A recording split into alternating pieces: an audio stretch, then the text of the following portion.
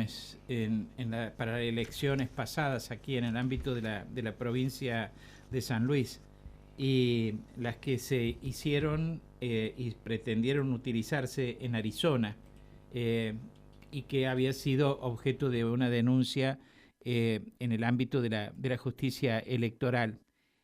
Ayer se conoció que ha habido novedades en esa causa, en la que se procesó a dirigentes políticos del lugar por haber hecho falseamiento en la incorporación de personas en el padrón electoral. Tengo comunicación con el doctor Cristian Rachid, el fiscal federal. Doctor Rachid, gracias por atenderme. ¿Cómo le va? ¿Cómo está usted? Buen día, Mario. Al contrario, gracias por llamar. Un saludo al equipo de la audiencia. Muchas gracias. ¿Qué novedad ha habido en este tema de los padrones inflados para las elecciones últimas en Arizona? Bueno, hemos tenido novedades tardías, pero tardías digo porque estamos hablando de hechos, ¿no?, que ocurrieron para las elecciones del 2015. Lo que se ha obtenido son procesamientos de varios integrantes de esta cadena de irregularidades que son habituales para elecciones, sobre todo en localidades del interior. Hemos obtenido procesamiento de 15 electores que denunciaron domicilio falso ante el registro civil de Arizona. Ese domicilio falso impactó en el registro nacional de las personas y después se trasladó obviamente al padrón, el circuito de Arizona del distrito San Luis, lo que habilitaba a esos electores, que en su mayoría eran de La Pampa, de Mendoza y de Córdoba, a votar en Arizona a pesar de que nunca habían residido allí. Para tener una idea, si bien se obtuvieron hasta ahora 15 procesamientos, porque la mayoría de ellos obviamente viven fuera de la provincia, también había algunos electores que estaban domiciliados en San Luis, pero nunca en Arizona, que hicieron la misma maniobra, pero la mayoría de fuera de la provincia, y cuesta obtener sus declaraciones indagatorias. Por eso nosotros imputamos un total de 70 casos de electores. Hasta ahora se han obtenido las indagatorias de procesamiento solamente de 15, algún par de casos ha prescrito, pero lo interesante es que abarcamos a todos los eslabones de esta cadena criminal. En primer lugar los electores, pero también al intendente, al por entonces intendente Pedro Figueroa, que hizo la maniobra precisamente para que ganara quien en ese momento le iba a suceder la intendencia, que era su propio hijo. ¿Cómo logró este intendente, según la hipótesis de la Fiscalía, y que el procesamiento lo avaló así, el procedimiento dictado por el juez? Les ofrecía a cambio la licencia, que en ese momento, la licencia de conducir, que en ese momento la expedía la propia Municipalidad de Arizona, y en la mayoría de los casos era licencia profesional para conducir. Entonces, estas personas que no residían y nunca residieron en Arizona iban hacían el cambio de domicilio ante la seccional de registro civil del mismo pueblo, en simultáneo y sin cumplir con los requisitos en ninguno de los casos, ni para el cambio de domicilio ni para la licencia de conducir, obtenían la licencia de conducir y denunciaban el domicilio falso, y luego en las elecciones iban y votaban a favor del intendente ganador. La maniobra fue de tal gravedad que incidió en aproximadamente el 8% del padrón de la localidad de Arizona, para tener una magnitud el daño que pueden hacer maniobras de este tipo. También obtuvimos el procesamiento de la encargada del registro civil en Arizona, que sin la cual no se podía concretar la maniobra, porque ella era la que tomaba los cambios de domicilio falso, y al hacerlo omitía todos los requisitos que tenía que hacer para asentar que un ciudadano vivía allí. Sobre todo, nunca pedía la boleta de servicio correspondiente al domicilio que las personas denunciaban, y tampoco pedía, en la mayoría de los casos, el certificado de residencia, que es exigible para las personas que denunciaban que vivían en otra provincia y que desde allí se iban a mudar a Arizona. ¿Y quién es? ¿Recuerda el nombre de la Funes, Ivana Funes. Ivana Funes. Ivana Funes. Después también obtuvimos el procesamiento de 5 policías provinciales que extendían certificados de domicilio falsos. Es decir, que decían haber constatado in situ que tal o cual elector vivía en tal lugar de Arizona, cuando en realidad nunca vivió. Y por último, también obtuvimos el procesamiento de 9 personas que oficiaron de testigos falsos en certificado de residencia, diciendo que tal o cual elector vivía en Arizona cuando en realidad no vivía. Es decir, abarcamos toda la cadena, desde el intendente que compraba votos mediante la entrega de licencia de conducir, desde la responsable del registro civil que tomaba los cambios de domicilio falsos sin cumplir con los requisitos, de los propios electores que denunciaron los domicilios, de los policías que certificaban domicilios falsos y los testigos de los certificados de residencia policiales que se prestaban a la maniobra. Así que, bueno, esto fue, por supuesto, una investigación larguísima, llena de entreveros judiciales que son súper habituales cuando las maniobras delictivas se mezclan con cuestiones políticas. Pero bueno, por lo menos hemos obtenido un procesamiento y esto nos está abriendo ya un camino en concreto para llevar el caso a juicio oral. Doctor, ¿y qué digamos, pena les puede corresponder a las personas que están imputadas?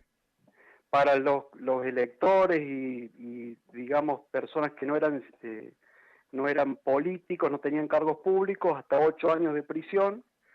Para los funcionarios, además de esa pena, inhabilitación para ejercer cargos similares y, por supuesto, pérdida de los cargos que estuvieran ejerciendo. Esto aplica tanto a quienes ejerzan cargos políticos como a funcionarios policiales. Ajá.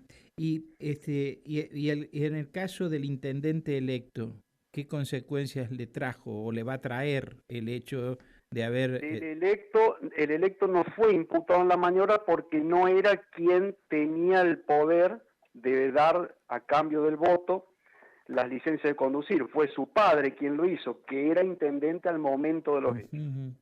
Entonces, al electo no está imputado en esto.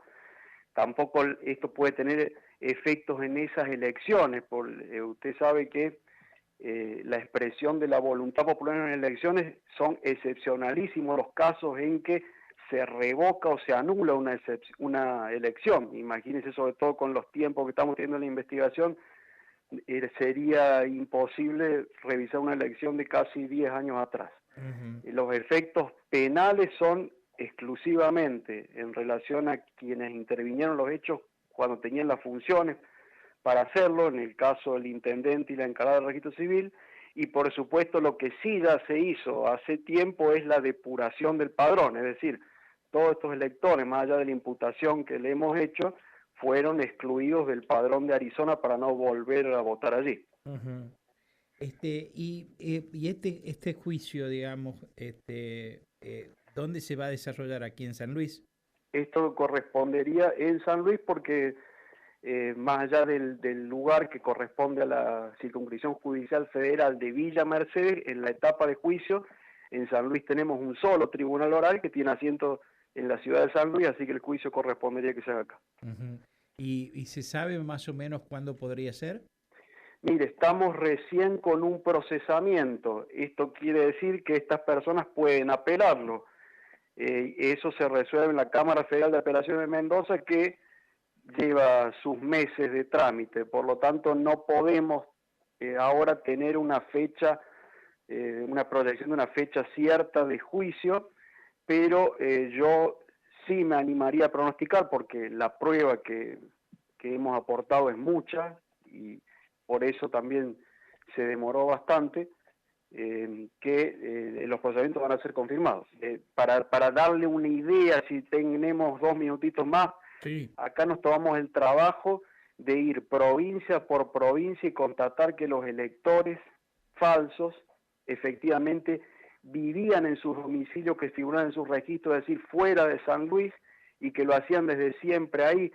Montamos un control caminero durante las elecciones del 25 de octubre de 2015 y vimos que gran parte de los electores se trasladaron desde las provincias vecinas a votar y después se volvieron a ir. Montamos una vigilancia en Arizona y vimos que se puso una combi municipal para trasladar a 13 electores de General Pico el día de la elección y después volverlos a su domicilio. Es decir, no fue esto solamente cruce de papelitos. Por supuesto, allanamos el registro civil, allanamos la municipalidad y encontramos todas las regularidades en los trámites de licencia de conducir. Es decir, se hizo una investigación seria, lenta para mi gusto, pero seria. Por lo tanto, yo creo que hay un caso muy fuerte que no creo que pueda ser rebatido, por lo menos no en instancia de apelación de un procesamiento. Y en las otras causas en que ha intervenido usted, vinculadas también con esta cuestión de falsear domicilios para incorporar personas a padrones electorales de municipios, ¿en qué estado están esas causas? Hemos elevado una mucho más chica, entre comillas, en términos de proporciones, el año pasado, si mal no recuerdo, correspondiente a Beasley. La motivación era también el cambio de domicilio a cambio de la obtención de la licencia de conducir, y tenemos otras que están en trámite y, bueno, luchando el avance de la investigación. No es muy sencillo porque implica mover recursos hacia otras provincias, y ahora hay como procedimiento distinto al que teníamos en aquel momento. Hay ya un procedimiento más que penal, propiamente electoral, diseñado por la Cámara Nacional Electoral, que al ver todas estas maniobras, que no son privativas de San Luis, establecieron un procedimiento de constatación que ante parámetros que prendan ciertas alarmas de ver, por ejemplo, cambios masivos de una localidad a otra o producidos en cierto lapso de tiempo, se disparan las constataciones in situ preventivas. Y hay ciertos criterios que establecen que ante indicios de que se está ante cambio de domicilio falso, se deriva recién allí la investigación a la justicia penal. Esto está resultando un poco más eficiente que el sistema que teníamos antes, es decir, en ese sentido ha habido un cambio que tiene una mirada o una forma de proceder más preventiva que represiva, es decir, que ir detrás de los hechos sucedidos, y eso ha permitido, no podría decir a esta altura que las investigaciones se aceleren más, pero sí actuar más preventivamente sobre el padrón, e incluso hemos tenido casos que hemos evitado, se ve en la memoria Fortín el Patria, hemos evitado incluso antes de que se votara en las elecciones pasadas que los cambios de domicilio impactaran el padrón y que esas personas pudieran votar. Con lo cual eso permitió ya evitar directamente el daño electoral que se produjo en los otros casos. Claro, porque se objetó la incorporación de esas personas en el padrón. Entonces, directamente, quienes habían sido preventivamente incorporados fueron directamente excluidos o se suspendió, porque en esto hay que mantener un equilibrio. Por supuesto que cuando no hay una investigación penal detrás, que implica toda una investigación como la que yo acabo de decir, con pruebas prácticamente irrefutables, cuando se está en una instancia preventiva hay que darle la chance al elector de defenderse o demostrar que efectivamente sí en algún momento residió en la localidad. Entonces, lo que se suele hacer son exclusiones o suspensiones preventivas del padrón, dándole tiempo, según la etapa del programa electoral en la que esté, al elector para que contravierta lo que se le está imputando, que es que hizo un cambio de domicilio falso. Esto tiene que ver, ¿no?, con las dos cuestiones en paralelo que en estos casos van tramitando: la electoral estrictamente para procurar la mayor genuinidad de la expresión de la voluntad popular durante los comicios, y la penal, que es con respecto a los delitos cometidos ya sea por electores o por autoridades partidarias o candidatos durante un comicio. Que es en esta parte penal donde les podrían corresponder hasta 8 años. Hasta 8 años para los que han cometido un solo hecho. Sí. Por ejemplo, el intendente, como al ex intendente se le están imputando por, si mal no recuerdo, 57 hechos. Es decir, que él colaboró en este cambio de falso domicilio a partir de la entrega de una licencia nacional de conducir ilegítima, de una licencia municipal de conducir ilegítima, colaboró con 57 electores. Esto implica lo que se llama el concurso real, es decir, que cada máximo de pena, que son 8 años, se va sumando por tantos hechos haya, con el tope de 50 años. Es decir, que a él, en un ideal, la escala penal podría llegar hasta los 50 años. Hasta los 50 años. Eso es en términos teóricos, porque no registro condenas que lleguen así, sobre todo para delitos que no tengan una gravedad extrema y para personas que no sean reincidentes. Pero en términos legales, según el artículo 55 del Código Penal, la suma de todos los hechos excedería ese tope incluso de 50 años como máximo de prisión de expectativa para un delito. ¿Y qué sanción por el derecho electoral les correspondería? Bueno, las sanciones son lo que dijimos antes, las inhabilitaciones, ¿no? Las No inhabilitaciones. pueden ser básicamente candidatos nuevamente en lo que tiene de interés para el derecho electoral por el doble de la condena. Ahora, entonces, los procesados son 15 electores, más Pedro Figueroa, Más la encargada del registro más civil, Ivana más 5 Funes, exactamente, más los 5 policías, más los 9 testigos falsos. Más 9 testigos falsos. Y el caso, por supuesto, hay medidas todavía para lograr las indagatorias de otros electores, porque la Fiscalía, les recuerdo que imputamos 70 electores. También faltan otros tantos policías y bueno, el caso en ese sentido, al tener semejante envergadura, eran prácticamente 90 imputaciones que hicimos en el caso, pero nos parecía importante esto, abarcar todas las patas de el circuito criminal, no quedarse solamente con los electores, que es la pata o el eslabón más expuesto, y en definitiva el que tiene importancia, pero por el daño que produce, pero el que capaz que no es el que más gravedad expresa en su acción, porque esto fue posibilitado gracias a funcionarios públicos que no hicieron lo que tenían que hacer. Y nuestra expectativa como ciudadanos, más allá de la sanción de las personas que han cometido todos estos delitos, está en el hecho de que eventualmente esto tendría que contribuir, como dijo usted, a un mejoramiento del sistema y a aventar la posibilidad de que en el futuro se siga haciendo.